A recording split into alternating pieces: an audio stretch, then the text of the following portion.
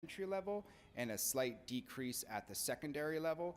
So what we tried to do during the budget process was match that with our salaries. So we did shift some people around and add some staff at the elementary level, but we reduced that at the secondary level and across the district in our district-wide programs like central office, technology, and student services. All in all, for the elementary level, we are seeing an increase of 1.6 FTEs. At the secondary level, we are seeing a reduction of just under 2.5. And in our district-wide programs, we are recognizing a reduction of just over 5.5. The net result is a reduction of 6.5 FTEs, which reflects a 2.1% decrease in our overall staffing levels. So I'm just going to go school by school and highlight a few major categories from each school. For the Bucher Elementary School, we are seeing an increase year over year of 190,000. This reflects an increase for Bucher of 2.25 FTEs.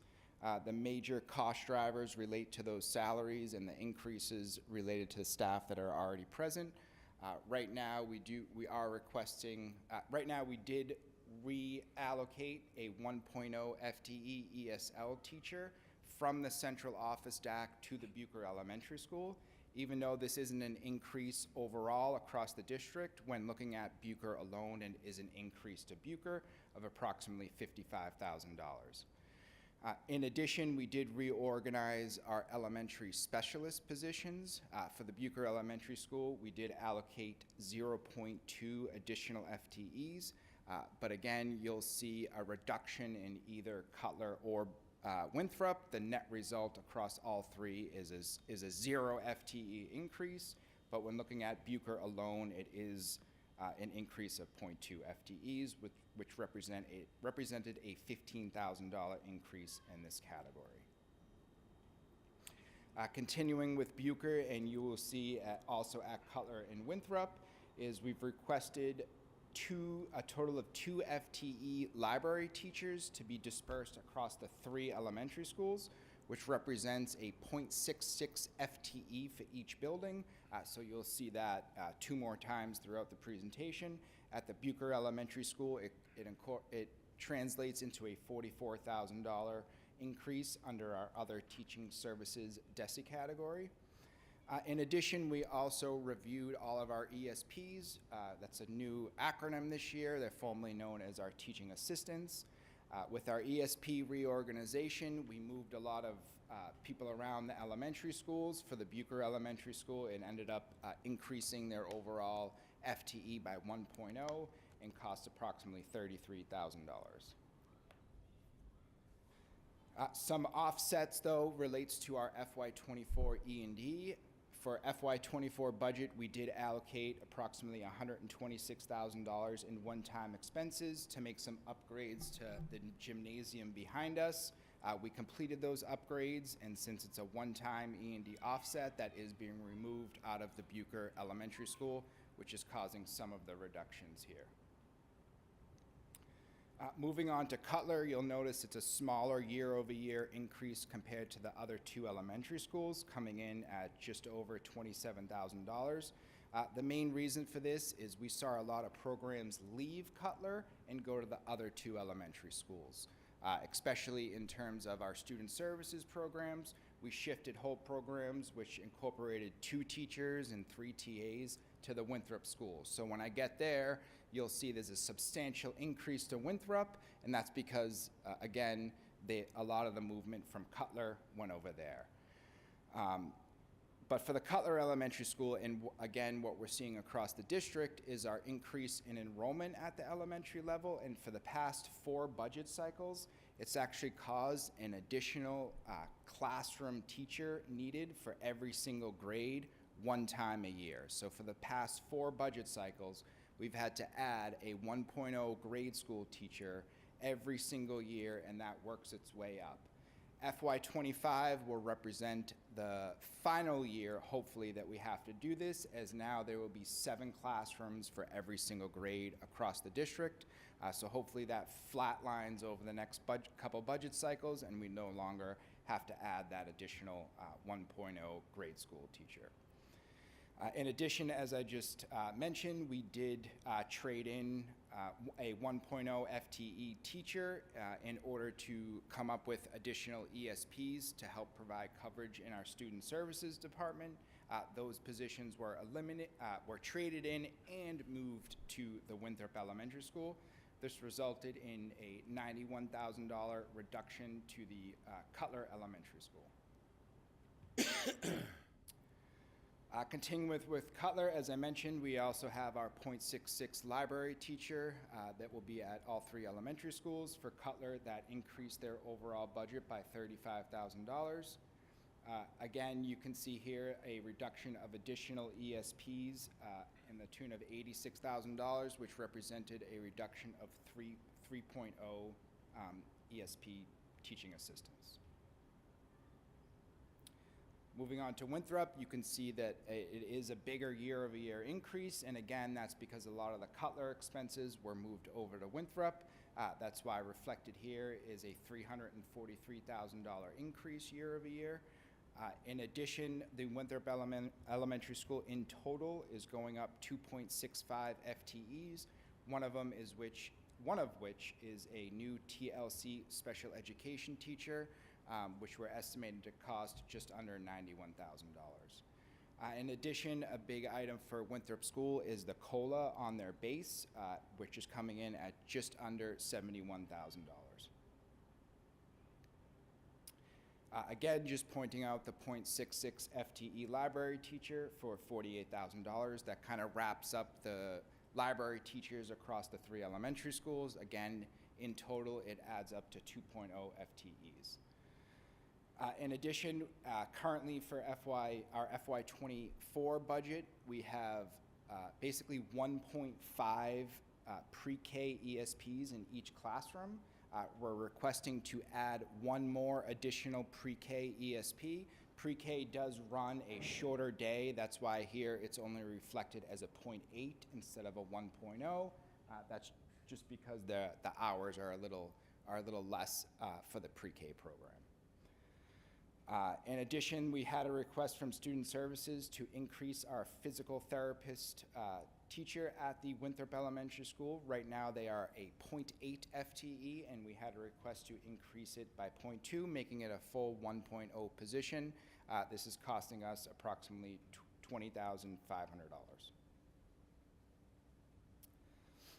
Moving on to the Miles River Middle School, again, you can see a little higher year-over-year average coming in at just over 6.3%. A lot of this has to do with the reallocation of our curriculum leaders. Historically, our curriculum leaders were always documented in our budget as a 1.0 teacher. In fact, they really are a 0.6 teacher and a 0.4 curriculum leader. That 0.4 really should fall to our instructional leadership DESE category. So for the FY25 budget, I'm making the correction, and we've moved out 0.4 of all 7 curriculum leaders from the high school teachers DESE category and put them in the instructional leadership DESE category, but we split it high school, middle school, because they oversee 6 through 12. It was unfair to the high school to have 100% of those salaries charged off to the high school, so we split them 50-50 between the high school and middle school. In addition, we have $106,000 for the COLA increase on the teacher's contract, as well as the reallocation of our ESL teacher that was previously documented in the central office DAC. When we get to the central office DAC, you'll see the reduction there. They are also split 50-50, so you'll see it again when we get to the high school slides. In addition to kind of help with the increased enrollment at the elementary school and to help pay for the need for additional staff at the elementary level, we are planning on a 1.0 FTE reduction at the middle school to kind of help reallocate some of those FTEs to help with the increased enrollment at the elementary level. Just another topic at the Miles River Middle School I wanted to point out. This year is the first time that we are allocating a pool of money to help with the DC field trip. This year we did run into a few hardships where some families couldn't financially afford the trip to DC, so we had a request from the principal to set aside some funds to help support those families in need that want to take the amazing trip to our nation's capital. So we've set aside some funds. We don't exactly know what those funds will turn out to next year or how much is needed. Right now, it's kind of just our estimated guess on how many people actually applied for it this year, or asked about it this year, I should say.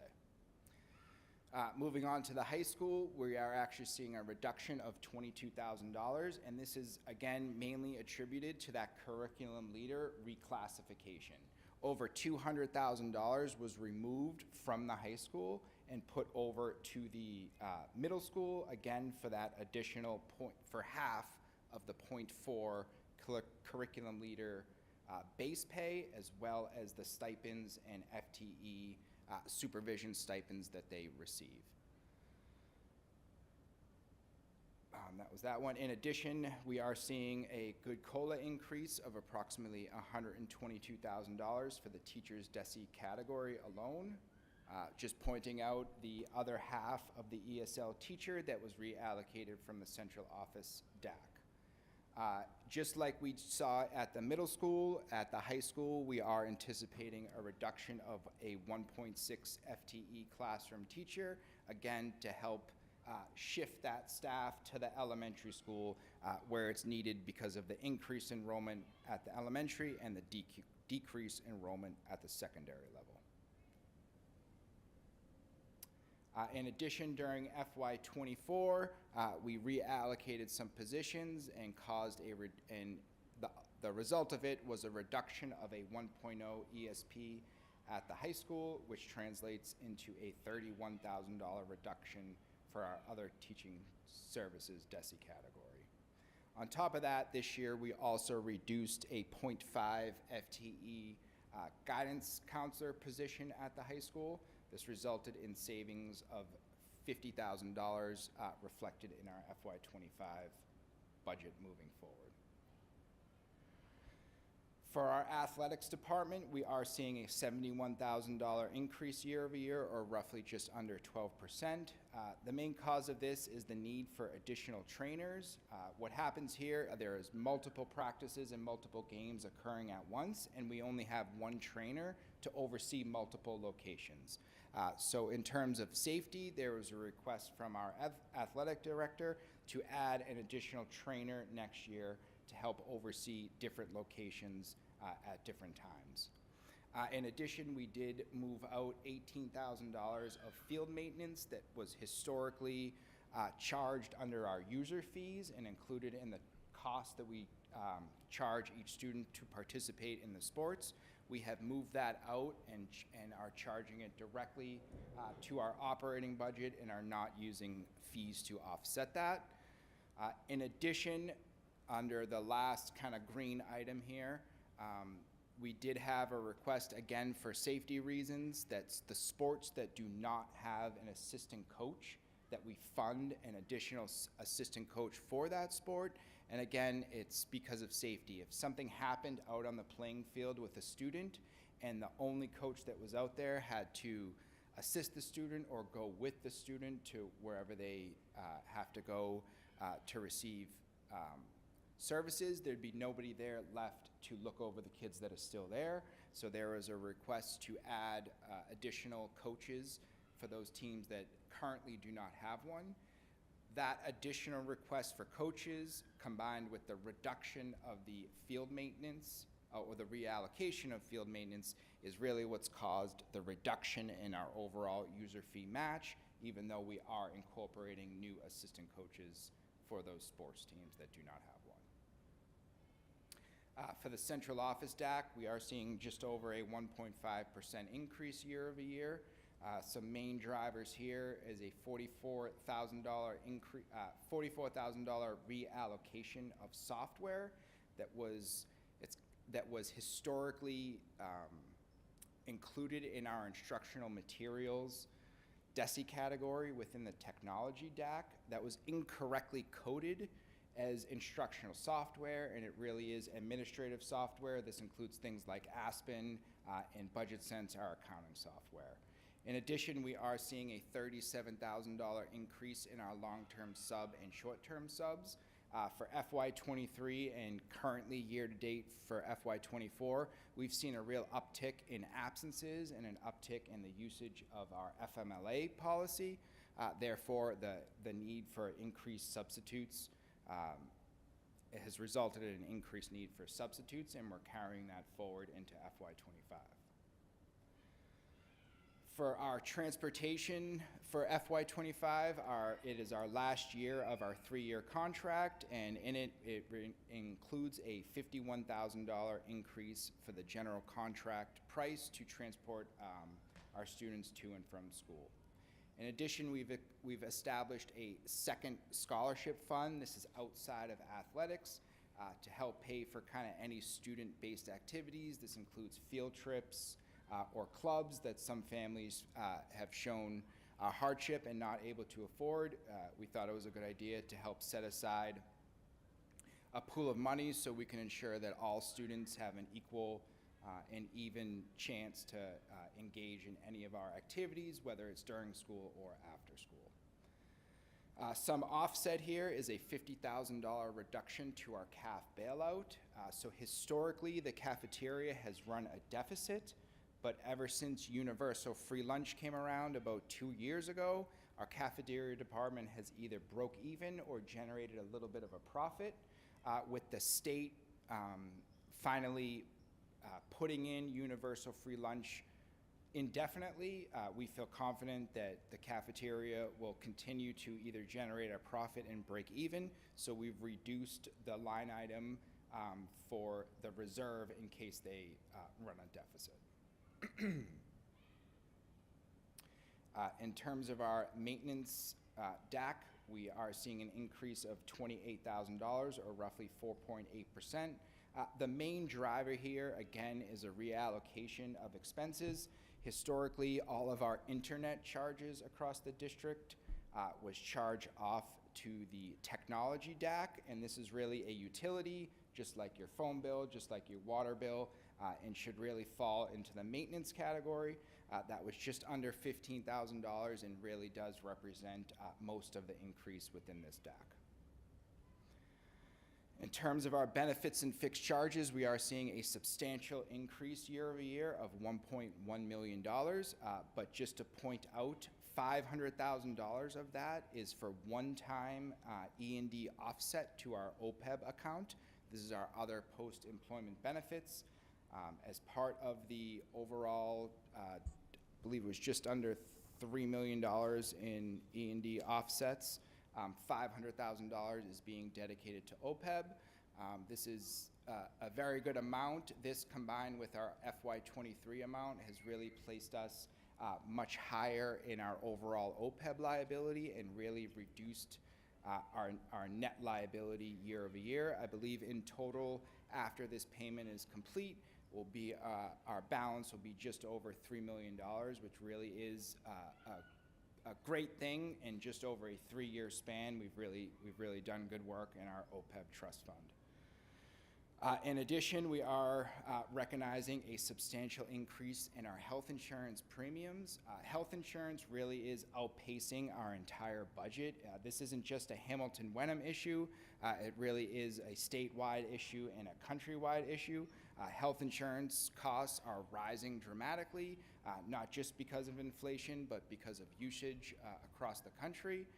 And we really are anticipating a pretty good increase in our premium rates for FY25, which is why we're reflecting such a substantial increase in our health insurance lines. In addition, we did get hit pretty hard for our Essex retirement liability payment this year.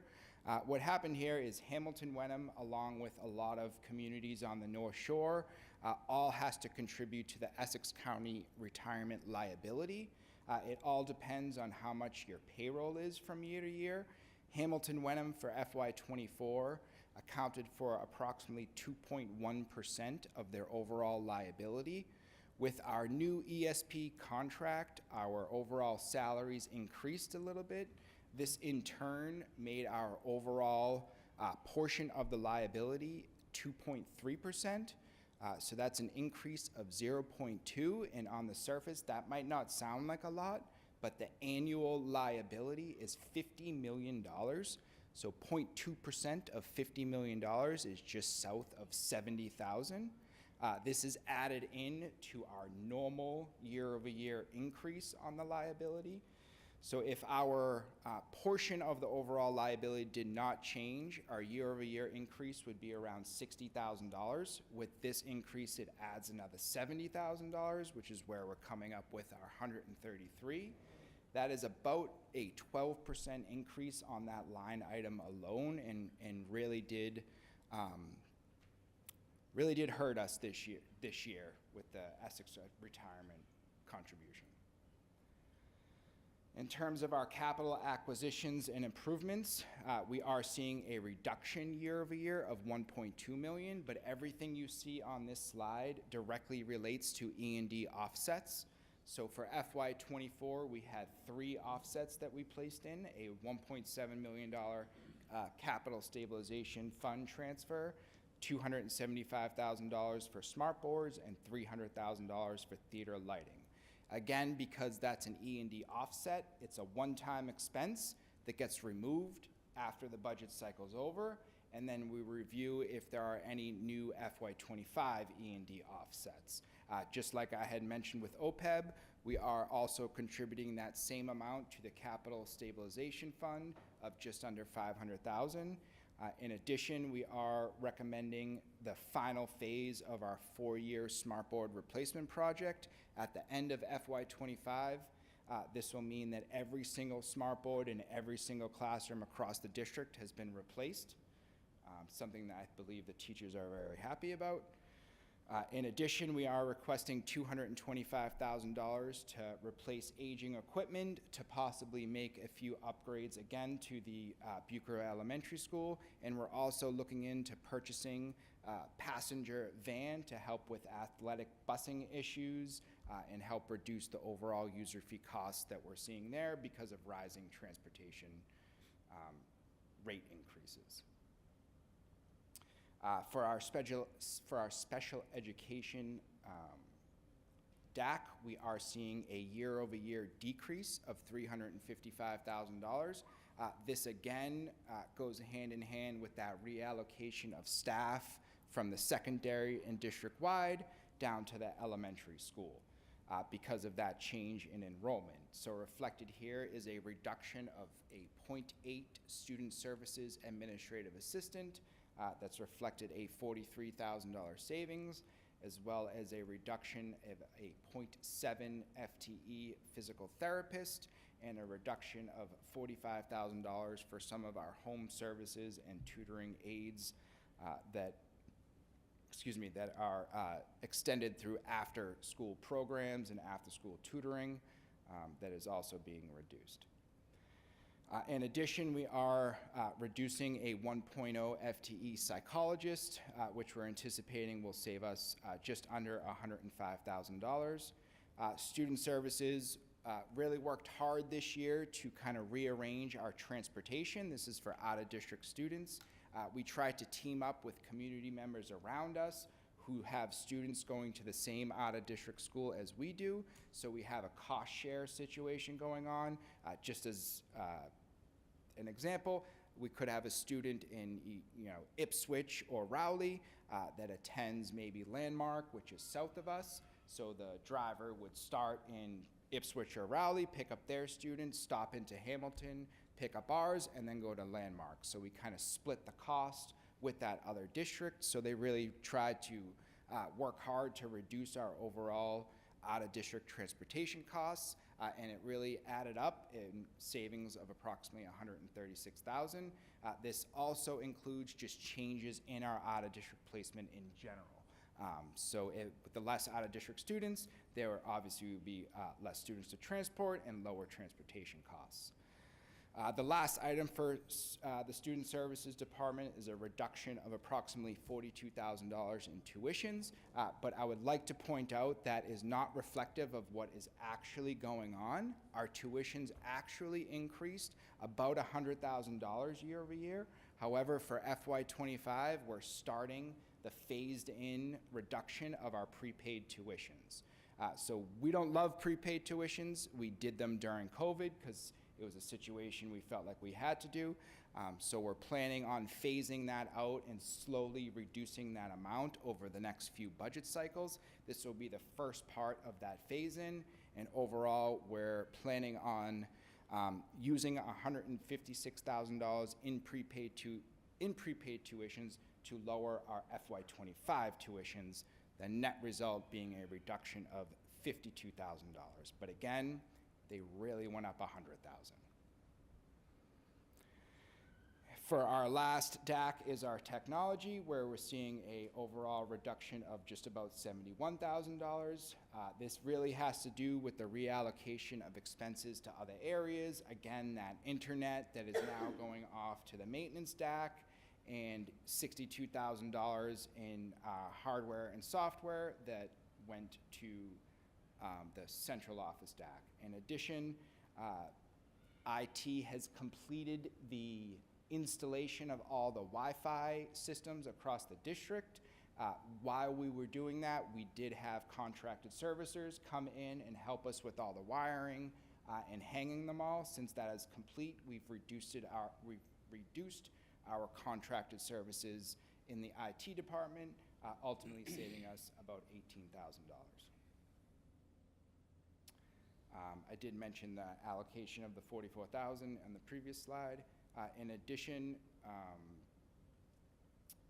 I think I hit both of those, so I'll move on. Overall, just to bring it all back, our operating budget summary here by DAC.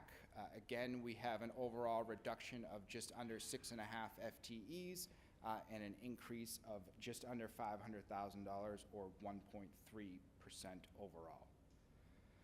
Right here, I do have a summary of all our staffing changes across the district. Anyone can kind of go into detail and see where we are changing. Again, at the elementary level, we are seeing an uptick, where at the secondary and the district-wide, we are seeing a reduction. Again, an overall reduction of just about 2% of our overall staffing. Here we have, again, a summary of all our budget changes that are greater or less than $10,000. You can see the biggest ticket items are our COLAs and our insurance rate increases and our step increases. Just like I said at the beginning, 72% of our budget relates to staffing, so the biggest increases we're going to see also relate to staffing and our collective bargaining agreements. That wraps up the public hearing. I can take any questions from the audience. Thank you, guys. Thank you, Vinny. Longer than I wanted it. Yeah, we are in the public hearing session, so if there's anyone in the public who has a question, please approach the mic. All right, seeing none. Okay. Thank you. Take questions for anyone? I don't know. I think we'll take Later. questions during the, when we get to the agenda item, we'll Yep. take questions from the committee if there are any. All right, thank you so much for that presentation. Of course. Okay, do we have our Zoom link up? Yeah. Okay. All right, so at this point, we will close the public hearing portion of our meeting. And we will call to order the regular meeting of the Hamilton-Wenham Regional School Committee. And we'll remind you all, this meeting is being recorded and live streamed. And we'll begin by inviting you to join us in the Pledge of Allegiance. I pledge allegiance to the flag of the United States of America and to the republic for which it stands, one nation, under God, indivisible, with liberty and justice for all.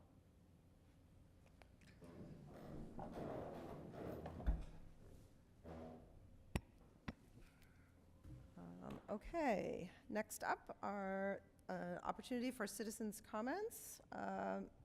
Mr. Tracy, do we have anyone in the Zoom? We do not. We do not, so we have no citizens online who are here to make a comment, and it does not appear to me that we have anyone in the room who wants to make a comment. Okay. Closing it down. Seeing none, I will close citizens' comments at 7:24. Next up, I think, is it Jen? Would you read a portion of our school committee protocols, please?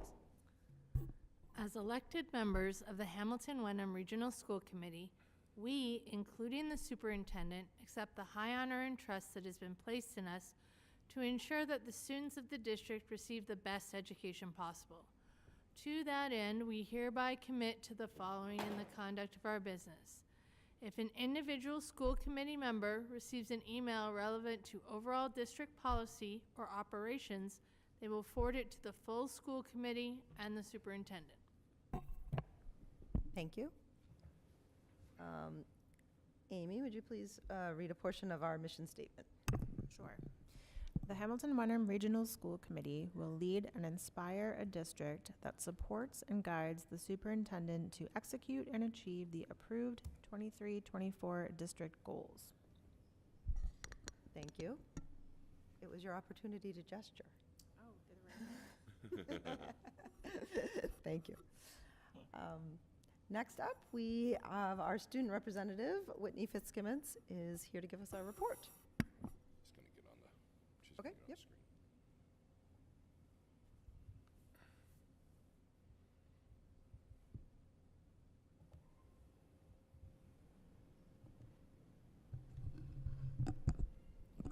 Thank you for having me. I'm Whitney Fitzgibbons. I'm the junior class president at the high school, and I'm here today to talk about some of the events currently going on within the district. First, at the high school, it's a pretty busy time of the year. The Hearts and Flowers concert is on February 13th. The one-act play performance is on March 1st. The DECA State Conference will be from March 7th to March 9th in Boston. Spring sports start on March 18th. The robotics team just had a big competition in Framingham on February 4th, and their robots finished 19th and 24th out of 48. DECA is currently selling candygrams for Valentine's Day, and the class of 2025 is selling flowers also for Valentine's Day. The class of 2024 is doing a district-wide clothing drive or spring cleaning drive from now until March 15th. And the class of 2025 will be having a fundraiser on St. Patrick's Day, where we will be selling St. Patrick's Day themed festive pots of gold for younger families in the community. For clubs and sports, winter sports are starting to wrap up. Swimming and indoor track have been very strong this season. Girls and boys basketball are heading into the playoffs. The cheer team just had a competition at the LaSalle Academy Invitational where they placed third in. The boys and girls ski teams have also been doing very well. The girls are 10-1 and the boys are 3-7.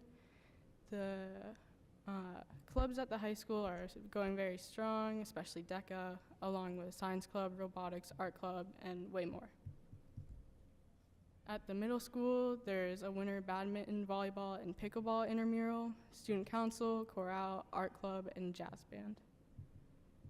Then moving on to the elementary schools, it's pretty quiet. Winthrop School just celebrated the 100th day of school with a Tropajama dress day, along with an Accord food pantry donation. They have Rubik's Cube Club and Lego Builders Club throughout February and March, and a movie night on March 1st. At Cutler School, they just had their annual book fair from January 23rd to 25th. Along with a Bash the Trash assembly on February 2nd. And finally, at Bucher School, there's currently an Accord food pantry drive going on from now until the 16th. There are a bunch of fifth grade after school activities all throughout February and March, and they have a Valentine's Day concert on February 14th. Thank you, and I'm happy to answer any questions that you all might have. Thank you. Questions? I had a couple questions. I'm not sure that you'll know, but I'm just intrigued about what bash the trash means at Cutler. I'm not really sure. I believe it's just about like learning how to recycle, throw away, compost, etc. Makes sense. Thank you. I also I wanted to just highlight, I noticed that there's a lot, certainly Accord, a lot of different schools are doing things with Accord, and there are a lot of other charitable events going on. Makes me feel just good as a citizen to see that the students are focused on giving back to the community. It's really, thank you for highlighting those things. Appreciate it.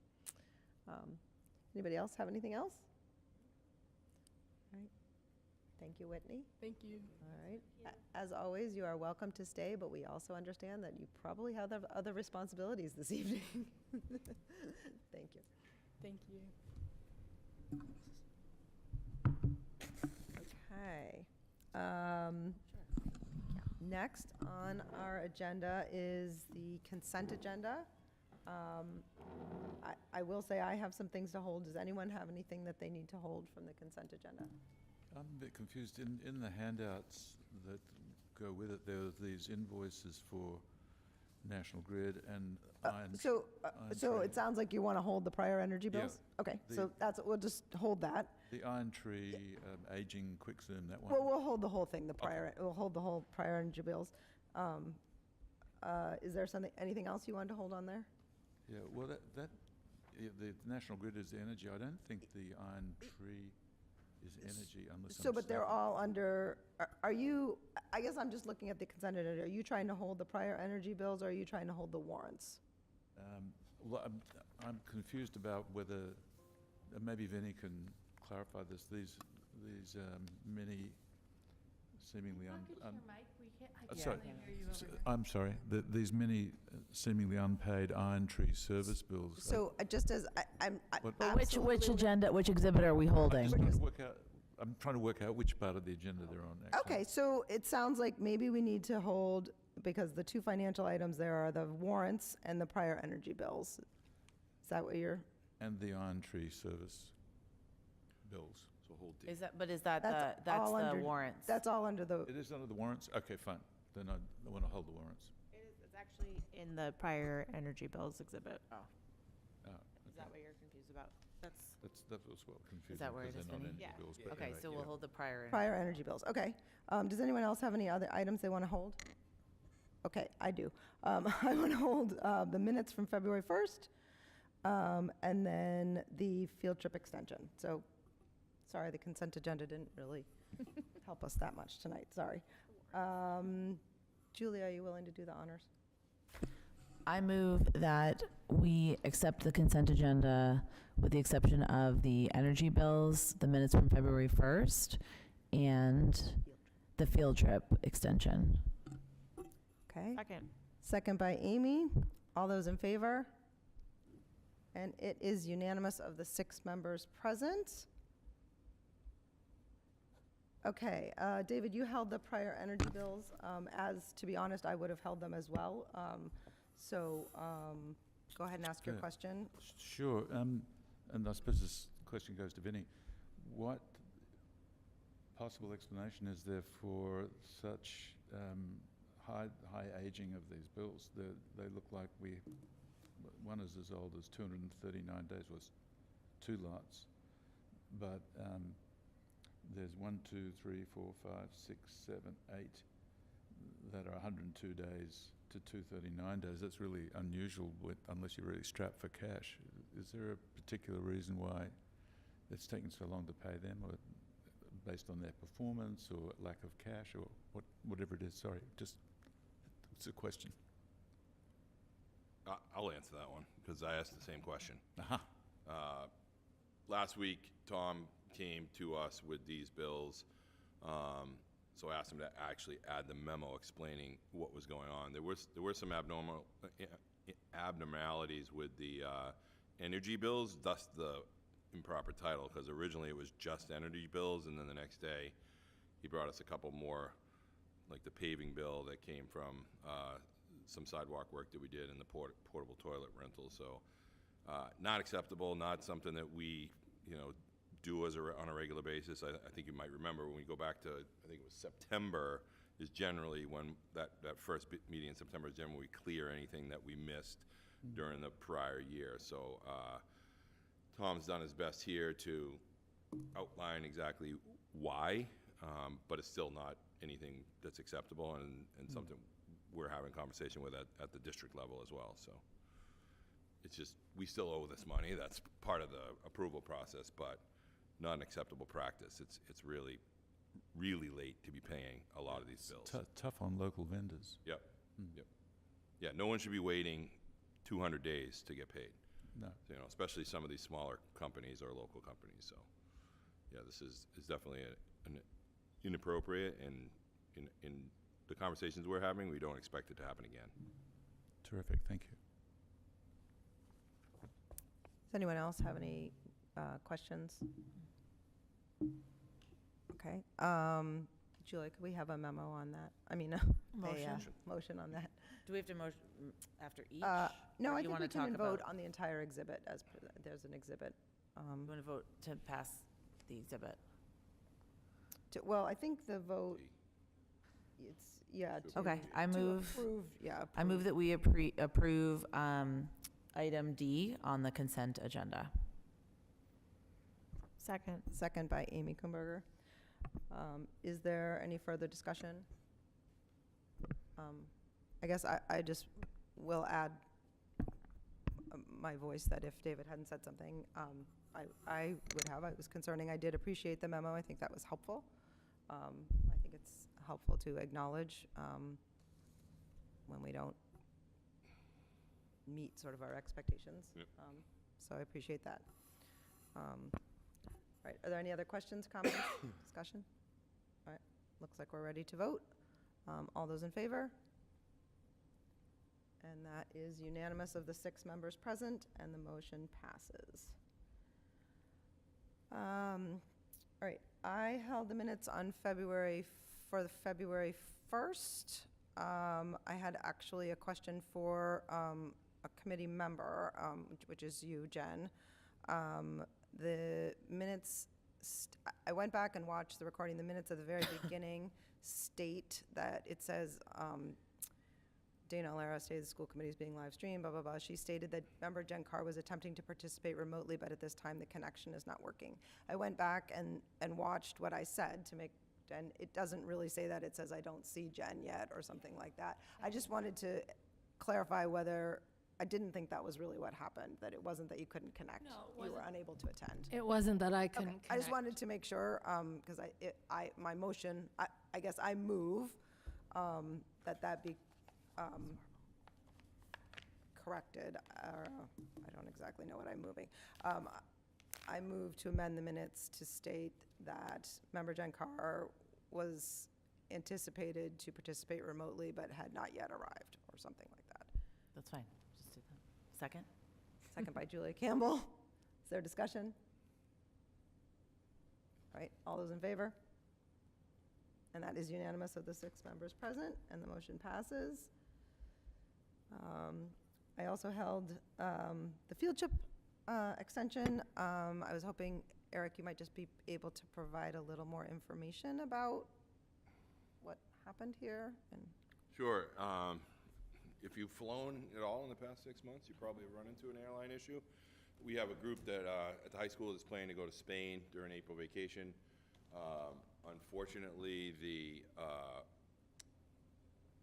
flights cannot come out of Boston, which originally they anticipated they'd be able to fly out of Boston.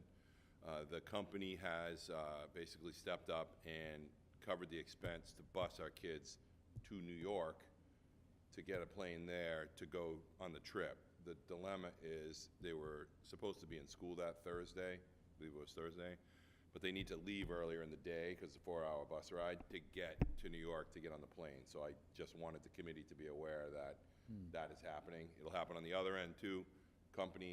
World Strides has taken the expense of the buses and all the food to feed kids when they get there, and so it's not coming out of anybody's pocket. It's just an irregularity with flights. They originally had flights scheduled out of Boston. Those flights were not available when they got to this point in the year, and this is the result. So no change in the trip. The trip's all still on and going as forward. They just need to leave during the school day instead of after the school day. I have a question. Go ahead. I just wanted, are the buses like charter buses or Peter Pan buses? Are they, Yeah, they're the coach buses. okay. Yeah, they paid for coach. Not so- school buses. Not Not school school buses, no. No, no, you wouldn't They are want them. coach buses. And I just want to clarify that even though this is occurring on both ends, April 20th is not a school day, so they're not. Correct. It's one day that they are missing that we didn't anticipate. We expected they would be in school Thursday, the 11th. They're just gonna have to leave that morning to get to New York to get the flight. So, That's a lot of traveling. It is. Yeah, it's a pity, because I assume you can go from Logan straight to Kennedy, which is where the Spanish flight would come out of. Whereas this is, David? is he? sorry, yeah, no, I'm surprised that they wouldn't do a short hop by plane from Logan to Kennedy, and that Kennedy's where it go. That is a long bus ride I think to add to the the last journey. minute change and the size of the group going presented a difficulty. Mhm. So I think if it was anticipated a while early, months earlier, they probably would have been able to pull that off. I think it's just because of the size of the group going and the last minute, by the way. Yeah, that Also, is a having big by the way. had this exact thing happen to me, if you have to buy those tickets separately and they're not linked to your other ticket, if that flight is delayed and you miss your flight to Spain, you're not compensated for it. I learned that one the hard way. Yeah. So, Okay. I move that we accept item C on the consent agenda. Second. second by Jen Carr. Is there any further discussion? All those in favor? And that is unanimous of the 6 members present. Thank you very much. All right, Thank you. thanks, Eric. Could I make a request? Yep. I have to go to a family activity, and I really would like to review the student start time survey. Can we table that till the next meeting? Or are we gonna vote on it? I Like, don't- is this something I think we were can just provi- email you about? I think we're providing feedback, so, right? If you have 3 minutes, I can tell you what I was gonna ask. Okay. That's all. I- You is- wanna do that Without first? objection, can we move forward Yeah, to the? can we yep, move it go up ahead. then? Is everybody okay with that? Yep. Okay. Yes. So I put this on here at the request of Jen.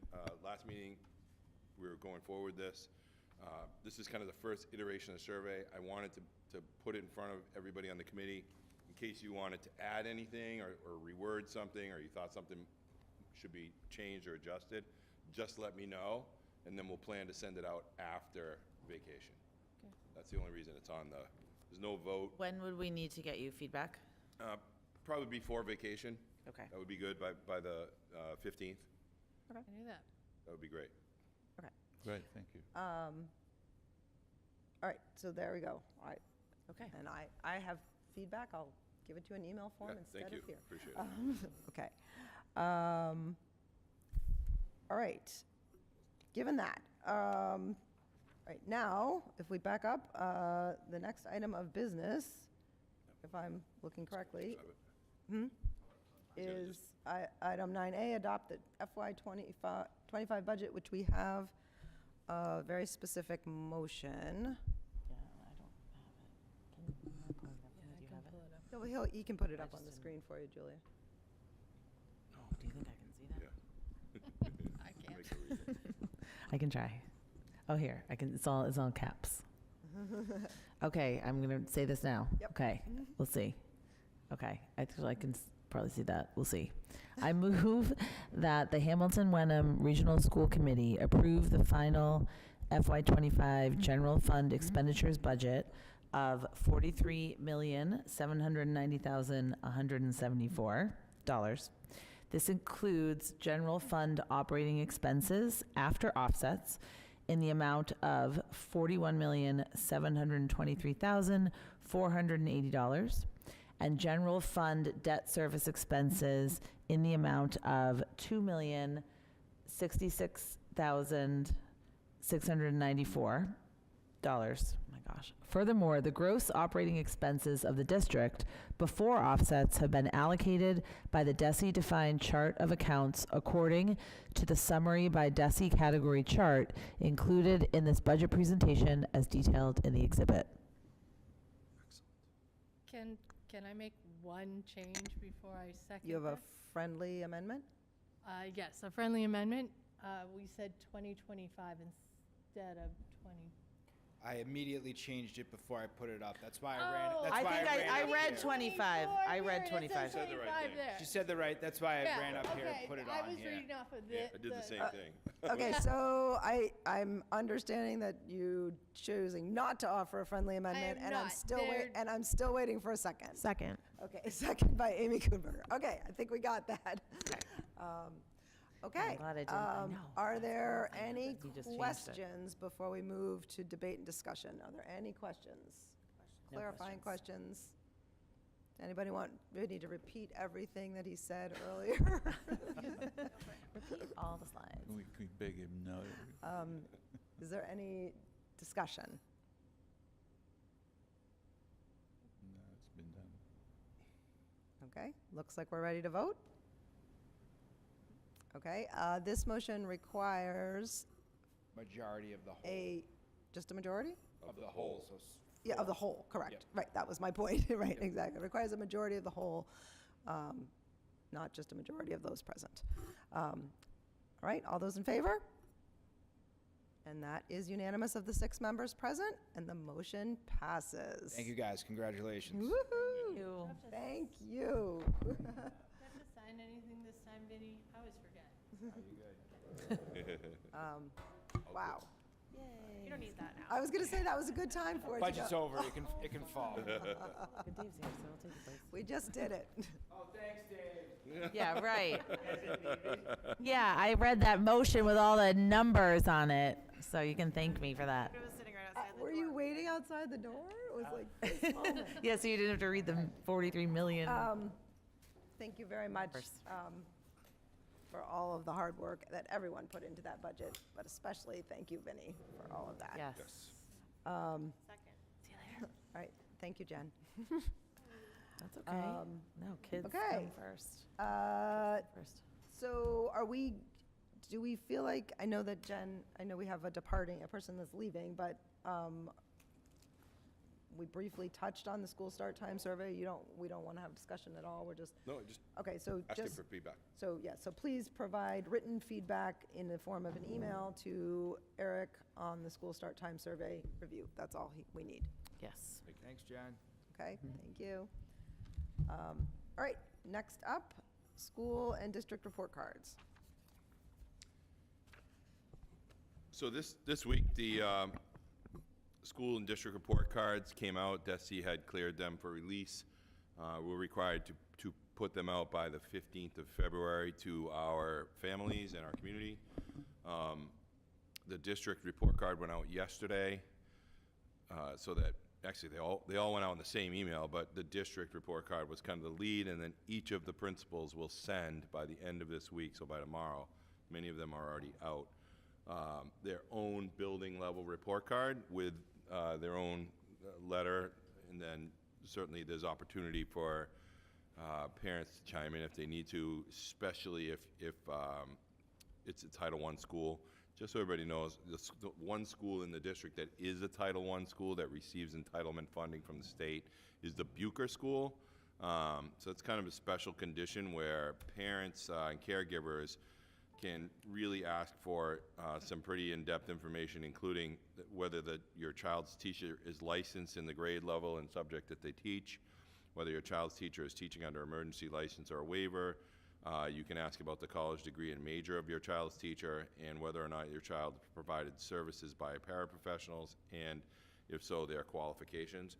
Just so people are aware, paraprofessionals in our district are called ESPs now. This is just a kind of a form letter from the state.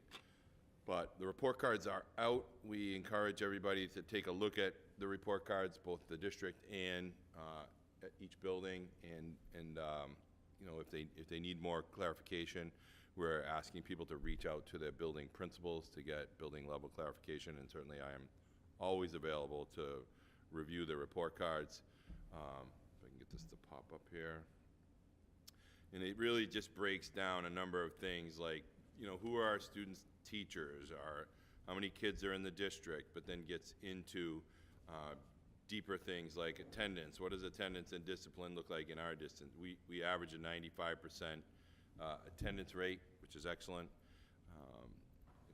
then when you start to look at days absent, our days absence is actually improving. We're down to 8.8 from 10.1 on average across the district. Student discipline is really low. It doesn't even show on the chart. It's so low for our district. And then it goes into success of high school outcomes, how prepared basically our kids for success after high school. And then it looks at things like graduation rates for kids who graduate in 4 years or 5 years. And in our district, they have, it's an interesting thing. They give 20 and 21 the data for 4-year and 5-year, and then 22 they don't give the 5-year average because the school, the year just ended for those kids. It would have been 2023. So the DESE is always a year or two behind, so that's why it doesn't show. That was the first question I got when this was sent out. But generally, 97% of our kids graduate in a 4 or 5 year in 2021. That was down a little bit in 22 to 95%, and it'll be interesting to see what the percentage is on the 5-year in 2022. Dropout rate is up, and this is a product of a small school district. This represents a couple of kids. This does not represent a gigantic pool of kids. So when you go from usually having 1 or 1.5 kids drop out, it depends on where they are in the year. You know, we're up to 1.8, which is actually one student dropped out and never returned. Other kids that left, the majority of those kids come back generally. Some kids leave the district and we can't track them because the state can only track within the state. But this to me is, this 22 number is an anomaly, and we know it'll be down for next reporting. And then it looks at things like graduation rates and enrollments and what they call college going rates. So it's just some interesting data. Spending per student, and that looks at it from a perspective of state and federal funds. It breaks out. You can see how much, it's a huge amount of money we get from federal funds for our schools. But again, the majority of the dollars spent come from state and local funds, mostly local funds. We get, as you know, we get about $6 million in state funding between Chapter 70 and transportation and circuit breaker. And then accountability data, which is where everybody's interested. We are making substantial progress towards targets in our district, so no intervention or assistance, but we continue to grow and learn and work within the district on the variables within the district, like the work that we're doing next week with the principals. They're all reporting their formative evaluation data, and for them, it's looking at the data and showing how the data is shifting in their buildings from the beginning of the year till now. So, you know, we continuously look at that and you know, work with that with our principals, but also with our data teams, all the way down to the grade level. So today I was in a data meeting for kindergarten over at the Cutler, and it was really, really cool to see you know, what they're looking at with kids and how they're bringing kids along, and kids are making really good progress, especially in kindergarten, as they go through the system. So the report cards are a little bit limited in scope, but it's just kind of a big chunk of information for people to see. And I always tell people to go to our website for more information, reach out to the principals of your child's school for questions or issues, and if you can't get answers there, please reach out to me or at my office, and we will find the information that people are looking for. Okay, Trent, can you talk right into the mic? I can do that. Thank What, over the past, say, 3 years, are areas that you've seen improvements in the report card metrics? And what are areas that you look at and say there's still room for improvement moving forward? Yeah, so the report, interestingly enough, the report cards don't align with the work that we're doing at the school level, because the school level is not 100% focused on MCAS. MCAS is that snapshot in time, and the work we're doing at the school level is across the entire year.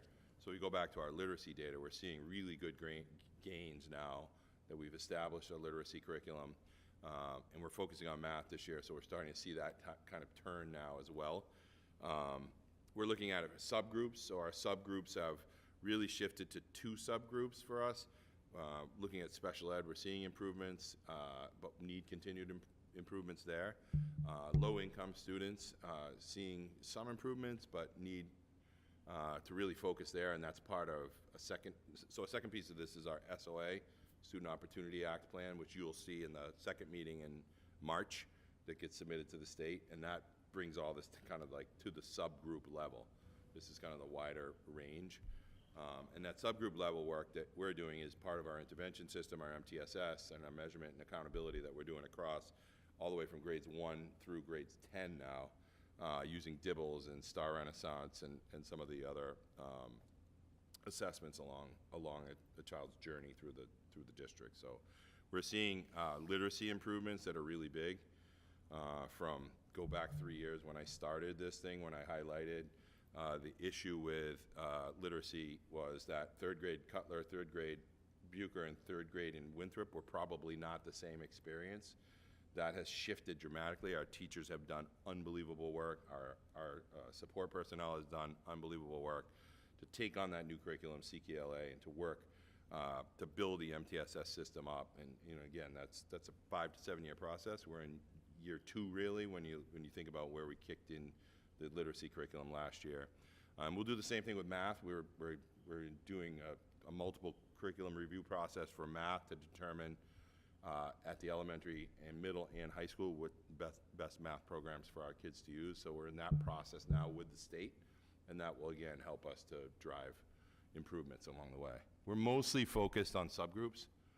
We really, that's the push from the state as well, because they link the subgroups and the push on subgroups to accountability monies, which is built into the SOA funding.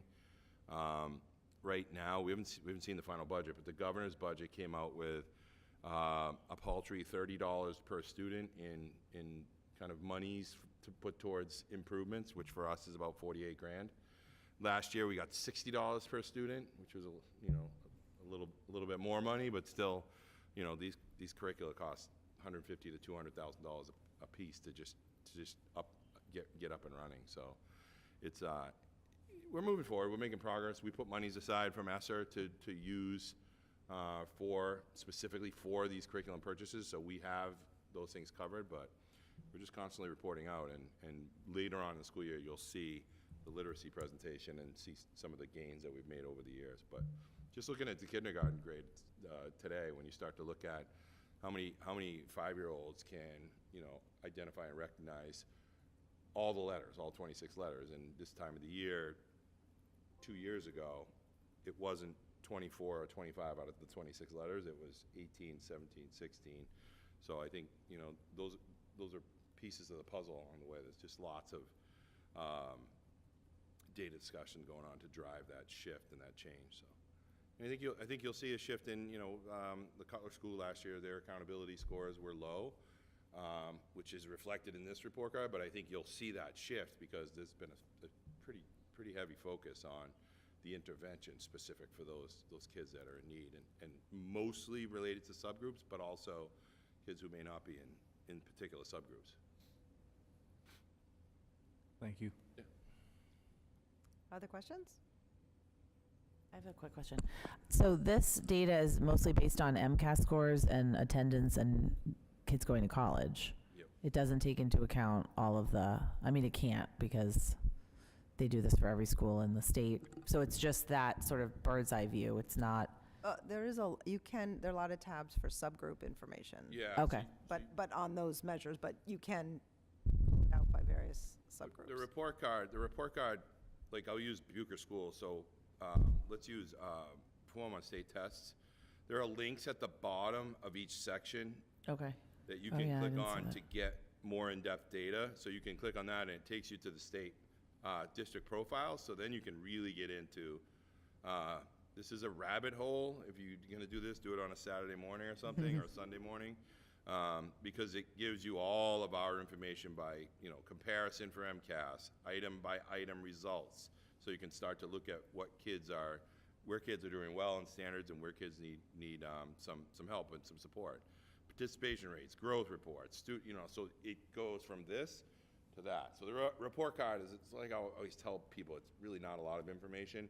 It's the broad overview, but in the report card, you have those opportunities to click on more advanced data Okay. and more detailed data, and it's pretty fascinating. You can really spend far too much time examining data and really looking at, you can go through everything. You can look at student data, you can look at teacher data in the district, by school, by the district. You can do trends, which I just popped up there, and when you click the trends, they give us schools that we compare to, and then you start comparing our data to theirs. So it's fascinating data. Enrollment shifts.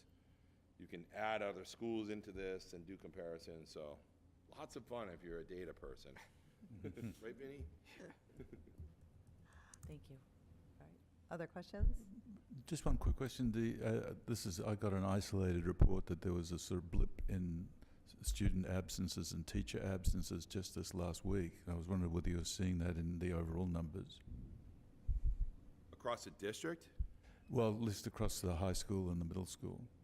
I don't know about the rest of Yeah, it. I mean, it shifts around. In the winter, it shifts around from building to building. I mean, you see flu, RSV, COVID, all of those basically come through the schools during December, January. You know, so it depends. One school has 100% attendance. Like the other day I was at Winthrop and it was 100% attendance for teaching staff, which, you know, was, when you go to another school, it's probably 94%. You know, you got 4 or 5 people out. So yeah, it shifts around. Yeah, no, I was just curious because the national figures are going up like crazy. Yeah, ours are not reflective of the national. We're not seeing that level of absenteeism, but it's pretty similar to what we've seen in the past. December and January numbers do fluctuate pretty quickly, and then they taper out usually right in March, where they have in the past taper March, April as we get into spring. Fair enough, thank you.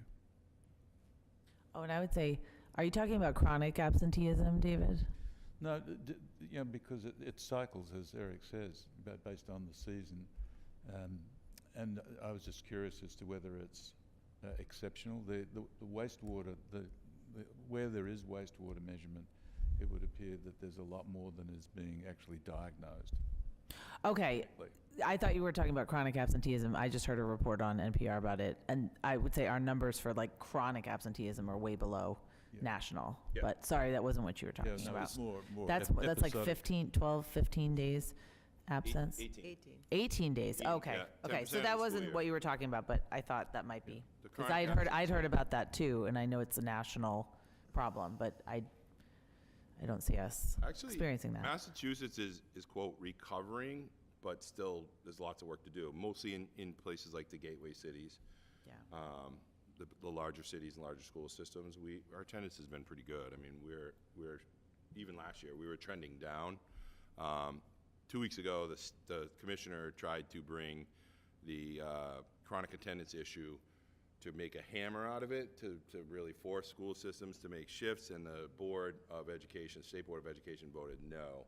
Leave the accountability measures the same and let them continue to do the work they're doing.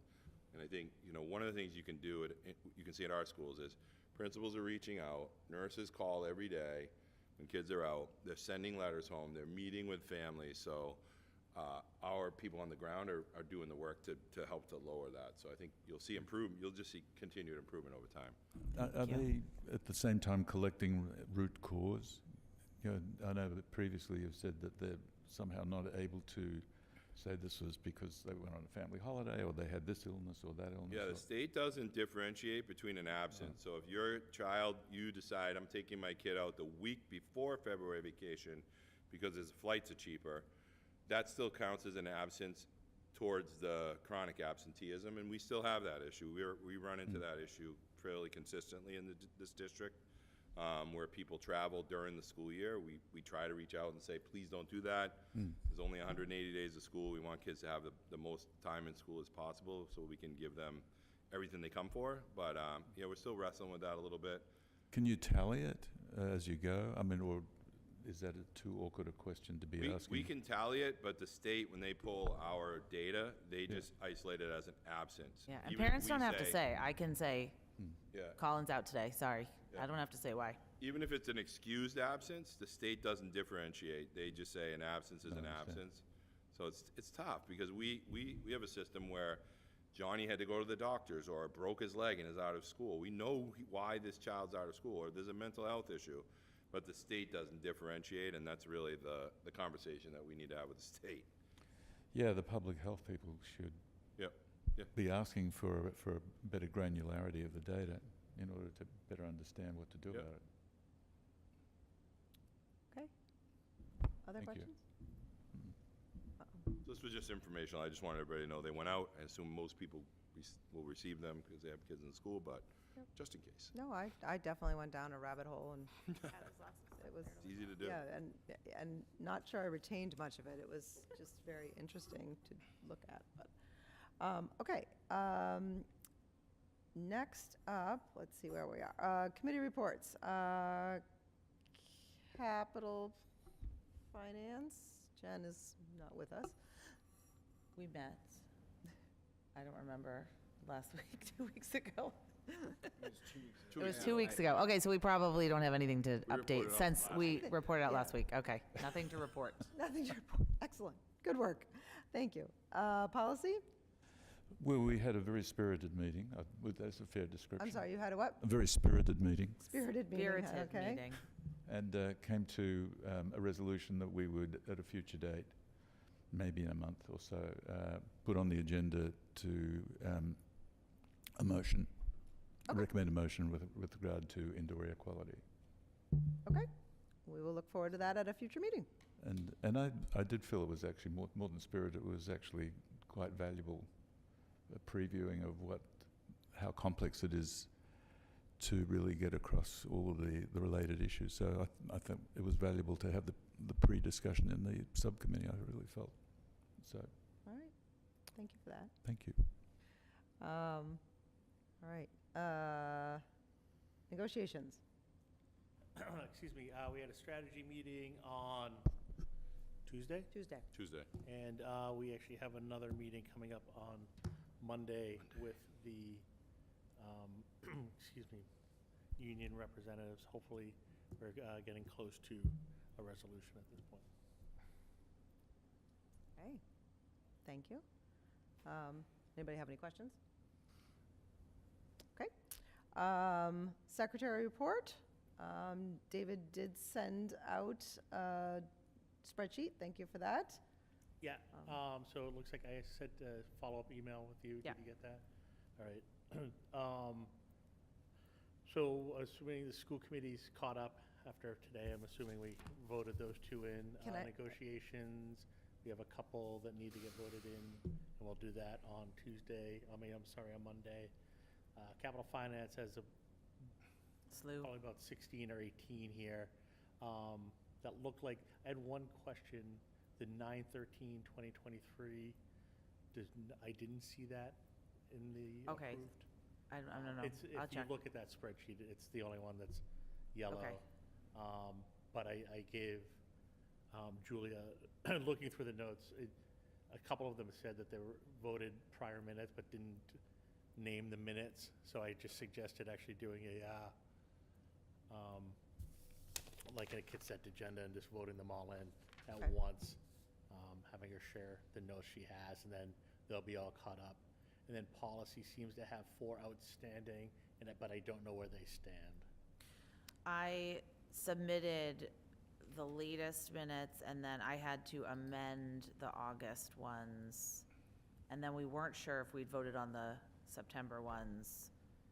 So we need to do a consent agenda, probably. I don't even see August and September on You here. haven't seen them? Okay, I'll send them to you. What's that? I'll send them to you. So, For this okay. year, or for, I'm just looking at sort of what I have that I had pulled out from the info you sent me. okay, So, yeah. that I think spreadsheet's we very have a pretty helpful. decent handle on getting this. Yeah, Yes. it Thank sounds like we have a plan. I did want to add one that was missing, which is that the full committee is actually missing minutes from the quintuple board in November. And I already sent Janelle an email, and she's going to check with Bev and figure out how that, I'm not sure how that happened, but I'll tell you offline. Do I need to submit those? nope, Okay. No, the My quintuple. God, voted give too. me some more But minutes. there's to a, sit I down. looked, there's a recording of it, so the minutes can be It's in process. they can be created. Yep, it's in process. We reached out to Bev today. Okay, yeah, so that is, so the full committee has that to take care of, and it sounds like Julia has her hands full figuring out capital finance and policy. Well, it sounds like, honestly, the majority of those can just be voted in a consent agenda, and then there's maybe 4 or 5 outstanding still. But I've written them, but I'll just get them to Dave. Okay, Yeah, But, we're right. actually, there's, it looks like a lot, but it actually, I think we're pretty We're getting well squared away. organized. It's Right. just, it'll be more cleaning up Good. those. and that'll be good. We'll look forward to March, having a secretary's report with a lot, I mean, there's always going to be something, just because Yes, there's I always a hope catch-up, so. but Yeah, we'll see how good I am at keeping up with this Yeah. spreadsheet. All right, so we'll look at, It's a very we'll pretty we'll spreadsheet look right now. to. It is to- pretty. Right, to not the next meeting, but the second meeting in March. We'll look for the next secretary report. Thank you for that, I appreciate it. Eric, to you for a superintendent's report. Great, thank you. Couple of repeats, because I think they're important to repeat. I know Whitney had hit a couple of these, but I want to congratulate our cheerleaders who took a 3rd place at LaSalle Academy. That's a big win for them, so that's exciting. Tomorrow night, the 9th, the DECA Bingo Night at the high school. It's from 6 to 7, $10 to get in. They do more than bingo, so you know it's a little dance, a little excitement, a lot of music, and some bingo. Doors will open at 5:45, and then next week our annual Hearts and Flowers Cabaret. It is. I just want people to know it is in a different location. It has been in the past in Danvers. It is the Black Swan in Georgetown. It starts at 7 p.m. It's a great event. If you've never been, it's very unique event with our singers and musicians. And that starts at 7. That's on the 13th, Tuesday. Tickets are $35. Covers access to get in, hors d'oeuvres and beverages, cake and coffee. And that is it. And just people, I just wanted to remind people to look out for their building level report cards. Thank you. Questions for the superintendent? All right, thank you very much. I don't have really much to say on the chair's report. I did want to just report out, I did go to, they asked if I would come to the Wenham Select Board. They were taking a vote to enter into conversations about the regional agreement. And I went, and they didn't really need me, which was perfect, which was great. And they did, in fact, vote to begin negotiations. So I believe that we have all 3. Hamilton has voted, and Wenham has voted, Yep. and we have voted a long time ago. So I think we're going to get started. After tonight's meeting, I wanted to just bring that to you, and if anyone had any questions or comments. But my intent is to contact Mark Terry, our legal counsel, and the hope will be that and I know that this is the hope of all 3 boards, that it will be the 3 lawyers doing the bulk of the, at least initial work. So, any questions, comments? My question really, is what's the process? So just the lawyers So first? I think that I don't know exactly. And at some point, figuring Desi that will need out. to get involved in the process. But I think at the beginning, the lawyers are gonna, and they have done some work already of sort of redlining the document, things that, the initial redlining was things, really just things that are no longer compatible with Mass General law, because the document is so old, so redlining those kinds of things, as well as straightforward things, but just really antiquated language. Everyone's a chairman or okay, like things okay. like that, and those just, the men of the committee will do this, and, like, it's just antiquated language, so they just did those kinds of quick. It still says redlining. that. I think it's the select Selectmen. men, I guess. Okay. But it doesn't matter. Anyway, those kinds of things Okay. are already been sort of done, but then they'll be rewriting on how to fix it Okay. and those kinds of things. But yeah, at Thank some you. point, Desi will need to get involved. I don't know if you recall, a long time ago, in a meeting, we put the DESI checklist up there, and we talked about, DESI has a very prescribed checklist on how to create a regional agreement. So our agreement will have to fit into that DESI Okay. checklist. But do we have a say in it, or is this a negotiation really between the two towns? Oh, no, it's the three of us, the negotiating, yes. So, The three do branches we of have government. specific substantive kind of changes we want, So, other than yeah, complying so with the main regulations? things that when we presented it, overall, the main things that we are looking at is and if you look at the regional agreement, the beginning sections are all about the elections, and much of those portions are no longer compliant with Mass General Law, the way that and it's also no longer the way that we actually get elected. The assumption when it was written was that the school committee itself is running an election, which is not something Not the that's case. Mm. legal or done, right? That- Right. So that's a big part of it, is to work through that. We've also expressed, and we did again, we've expressed to both other boards that a desire, and I have at the 5 chairs meeting too, a desire to look at the apportionment, which is now a 3-year average, and a desire from our end to expand that out to a longer period of time so that we wouldn't have the extreme ups and downs. I don't know, David, do you have anything to add? No, I think at some point, that's sort of where we're coming from on the offensive. I think when this gets, I think you should look at this as 2 to 3 stages. There's going to be this first stage. It's like a lot of the cleanup of the language.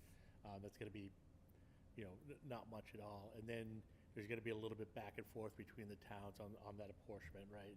And just sort of that power. And maybe the setup of this board a little bit could change too. Potentially. Instead of having I think at that point, our role is really going to be a little bit more, I don't want to say like defensive, but I think it's just a better way of looking at it, just to make sure that we're then looking at it like from the district standpoint, making sure that like each town, isn't sort of just looking at it through a tunnel vision, and we're looking at it a little bit more holistically from the students in school's perspective, and just making sure that, we're there. I don't think, feel free to sort of read through it and see if there's anything that, you see that we could be doing, because this is obviously the opportunity to, take advantage of the situation. But I think of the most part, the towns have some stuff that, it was written 60 years or so ago. Right, it was originally written, I believe, in 1959. Yeah, so and there's a lot of updating that needs to happen just on just the way, each town is run and the state is run as well. But, we just want to make sure that, in the process of them trying to organize their business, that, the overall sort of health and well-being of the district, that's really our charge in all of this. So whether or not the negotiation sort of takes the lead there and then brings it to we will make sure that you guys are well informed throughout the whole thing, as information comes to us, so we can work collectively to make sure that we're taking care of our end, Yeah, district-wise. and I will say, I did say at the Wenham Select Board and at the chairs meeting that one of the things to remember is that we're just opening up discussions, and that the agreement is in place and unchanged unless and until we all 3 sign a new agreement. So, we're opening up a discussion. We're not throwing out the agreement. It's still in place. I think we're in a really good place. Yep. In the my 9th year at this point, right?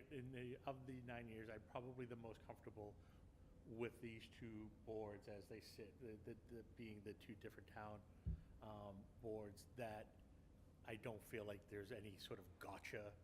Whereas in past boards, I would have definitely been nervous about really opening this up. But I do think that it's something that really does need to happen. In that this is probably the best opportunity to do that. I am still a little nervous, but I think. Yeah, and I don't anticipate it being, and we don't know, but I don't anticipate it being a fast process. I think it'll be slow. And to David's, David mentioned it is an interesting, I know mine is written all over. I really it's not that long, and have read the whole thing several times with pen in hand, and there are just big question marks and circles around things like, does this happen? What is this? What does this mean? So it's an interesting read. And sometimes it serves us well. I said we just got Trent because I was able to look up in the regional agreement. It told me exactly how to get a new member. So I'll tell you, it's a few useful things for have happened something. since then. We no longer Thank you. vote goats. Yeah. Okay. I don't think I have anything else unless anyone has any other questions for me. Okay. Do we have any topics for future meetings? I do understand that the policy committee will be bringing forward a topic. Anyone else? Eventually, we'll have a visual communications update. Okay. We will keep you informed of which meeting. Okay. All right. Great. In March, yeah. Right. So that was going to be March. March-ish. Yes. Okay.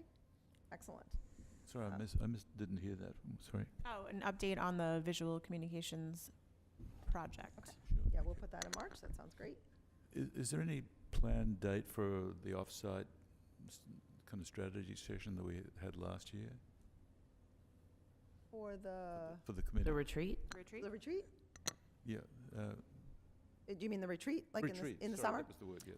No, but that could be a topic for a future meeting, is to get that date on the calendar. Is that? Sure. Yeah, that we can.